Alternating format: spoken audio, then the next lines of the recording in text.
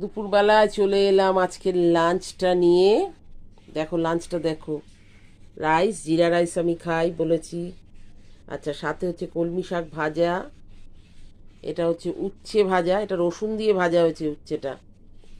আর কলমি কলমি শাক তো জানো কিভাবে বানায়, পেঁয়াজ রসুন আর কালো জিরে ফোড়ন দিয়ে, সাথে একটু কাঁচা লঙ্কা আছে, একটু হালকা মিষ্টি আমি দিই নামানোর আগে। এইভাবে কলমি শাকটা ভেজেছি।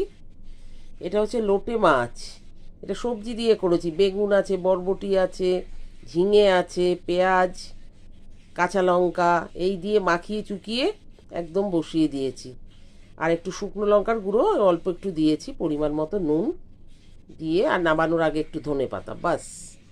আর এটা হচ্ছে একটা নিরামিষ পাঁচ মেশানো তরকারি, যার মধ্যে 5 থেকে 6টা মতো সবজি আছে এবং